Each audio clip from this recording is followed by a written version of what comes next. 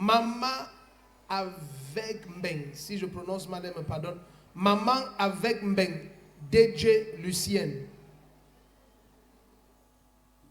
Dès que tu rentres à ta place, s'il te plaît, assieds-toi, permets que nous prenions rapidement des témoignages. Supporte, amen. On en a un certain nombre. Maman avec Mbeng, si tu suis ton nom, je te supplie de venir. Je viens dire infiniment merci au Seigneur Jésus-Christ pour sa droite puissante manifestée dans ma vie et celle de ma famille.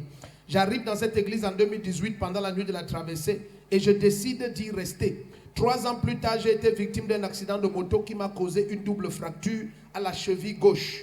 Mon pied a été plâtré, mais 3 mois plus tard, mes os n'étaient toujours pas reconstitués. C'est alors que j'ai décidé d'assister à un culte ici à l'église et de me faire enregistrer aux urgences. Ce jour-là, papa a prié pour moi et il m'a dit, va refaire la radio, tu auras un choc. 2 jours plus tard, je suis retourné à l'hôpital. Après avoir effectué la radio, les médecins étaient sous le choc car tous mes os étaient reconstitués en moins de 48 heures. Si tu dis Amen, ta vie est reconstituée. Amen. What? Mais je ne marchais toujours pas. Le dimanche qui suivait, je suis revenu m'installer aux urgences. Papa a prié pour moi en disant, lève-toi et marche. Je me suis levé, j'ai marché et jusqu'à aujourd'hui, je suis totalement libre. Le premier qui dit Amen prend un miracle. Ce n'est pas fini. Elle dit de plus, en novembre 2022, pendant un culte, papa a donné une parole de prophétie en déclarant, il y a une femme dans la salle du nom de Lucienne qui a un fils qui se drogue et dont elle n'a pas de nouvelles depuis car il a quitté la maison. Je me suis reconnu dans ces paroles de papa et je me suis avancé. Et papa a prié pour moi et il m'a dit, reçois la paix, ton fils rentre à la maison. C'est ainsi que 2 semaines plus tard, mon fils est revenu à la maison avec toutes ses valises.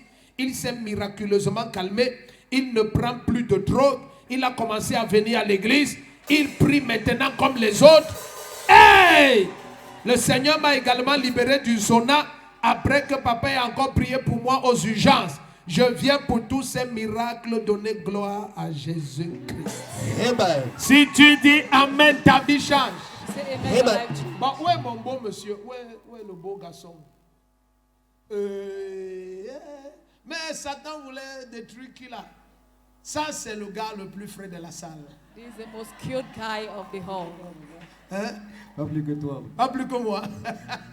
Non, tu es trop vrai. Tu as vu ses cheveux?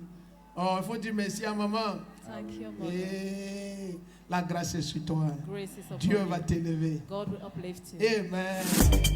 Mon fils là, au nom de Loïc, j'étais à l'église un des cultes du dimanche. La prophétie est venue. Le prophète a dit, il y a une dame qui s'appelle Lucienne dans cette église, dans cette assemblée,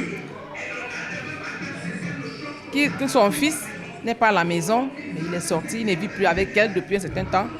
Il est titulaire d'une licence depuis au moins 9 ans, mais il est parti de la maison. Qu'elle vienne pour qu'il prie, parce que cet enfant, il fume. Je me suis donc levée, après qu'il ait parlé de répéter ça pendant 3 fois, je me suis levée, je suis allée me présenter. Il a prié pour moi et il a déclaré que je reçoive la paix avec mes enfants et que mon fils reviendra à la maison. 2 semaines après, mon fils, il est retourné vraiment à la maison jusqu'à aujourd'hui. Il est là, il sert le Seigneur, il est rentré dans le Seigneur. Moi, c'est Atangana Somba Loïc. Aujourd'hui, je suis devant vous pour rendre grâce au Seigneur une fois de plus. Parce que, à proprement parler, il m'a ouvert les yeux et m'a montré que la vie sur terre n'est pas vraiment la vraie vie. Car une vie sans Christ n'est pas une vie. Donc j'ai fait mes péripéties, mes aventures, j'ai pris mon courage à deux mains, je suis sorti de chez mes parents. J'ai mené une vie de débauche, de genre à ne plus compter. Je faisais carrément ce que je voulais et puis j'avais les moyens de ça. Donc, mais un bon jour, après que j'ai fait un accident, je me suis rendu compte que j'étais seul. Parce que même les amis avec qui j'étais, certains me soutenaient certes, mais ce n'était pas la famille. Donc un bon jour, le Seigneur m'a touché et puis je suis venu à l'église. Après une session d'enseignement que papa enseignait, c'était comme si c'était à moi qu'il parlait et automatiquement je me suis senti concerné. Alors j'ai pris cet enseignement pour moi et puis j'ai médité dessus, ce qui a fait ouvrir mon cœur et puis m'a ramené dans mes sens. Et aujourd'hui je comprends qu'une vie sans le Christ n'est pas une vie en fait, c'est une vie vide. Donc c'est juste ça que je voulais partager avec vous.